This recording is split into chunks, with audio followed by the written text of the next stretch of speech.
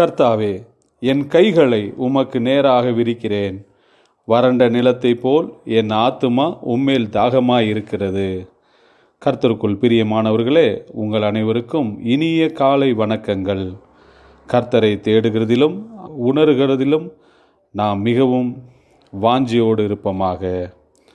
இன்றைய வேத வசன தியானத்திற்கென்று நாம் தெரிந்தெடுத்திருக்கும் வேத பாகமானது மத்தேயு 13ஆம் அதிகாரம் 57ஆம் வசனம். அவரை குறித்து இடர் அடைந்தார்கள். இயேசு அவர்களை நோக்கி, தீர்க்கதரிசி ஒருவன் தன் ஊரிலும் தன் வீட்டிலுமே அன்றி வேறெங்கும் கனவீனமடையான் என்றார். கர்த்தருக்குள் பிரியமானவர்களே, யார் நம்மை கனவீனப்படுத்தினாலும் சோர்வடையாமல் நன்மையானவைகளை நாம் செய்வோம்.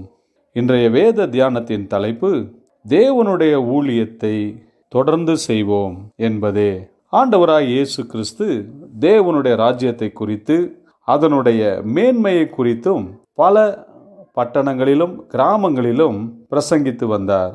தாம் வளர்ந்த ஊராகிய நாசரேத்துக்கு அவர் வந்த பொழுது அங்கிருந்த ஜெப ஆலயத்தில் அவர்களுக்கு உபதேசம் பண்ணினார். அவர்கள் ஆச்சரியப்பட்டு, இவனுக்கு இந்த ஞானமும் பல செய்கைகளும் எப்படி வந்தது? இவன் தச்சனுடைய குமாரன் அல்லவா? இவன் தாய் மரியாள் என்பவள் அல்லவா? இவனுடைய சகோதரரும் சகோதரிகளும் நம் மத்தியில் தானே வசிக்கிறார்கள் என்று சொல்லி இயேசு கிறிஸ்துவை குறித்து இடரல் அடைந்தார்கள். அது மட்டுமல்ல, ஆண்டவராய் இயேசு கிறிஸ்துவின் மேல் அவிசுவாசம் வைத்தார்கள். மற்ற பட்டணங்களிலெல்லாம் அவர் பிரசங்கிக்கும் போது தேவனுடைய வார்த்தையையும் தேவனுடைய ராஜ்யத்தை குறித்தும் அவர் பிரசங்கிக்கும் போது அங்கிருந்தவர்கள் விசுவாசம் வைத்தார்கள்.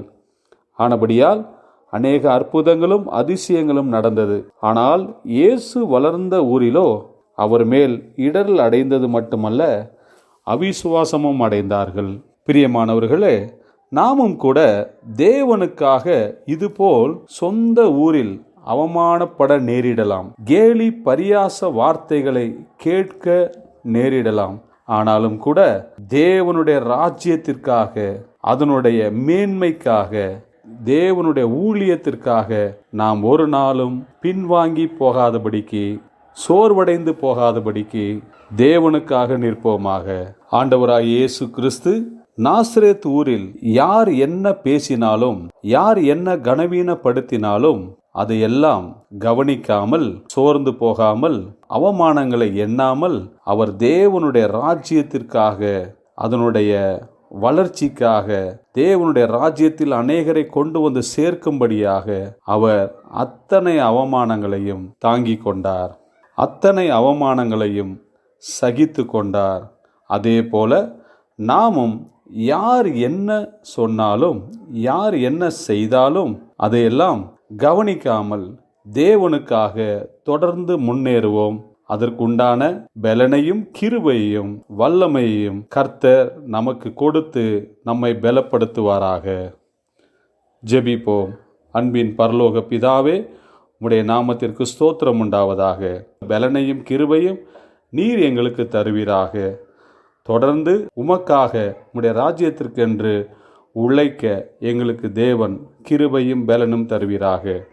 இயேசு கிறிஸ்துவின் நாமத்தில் ஜெபிக்கிறோம் நல்ல பிதாவே, ஆமேன்.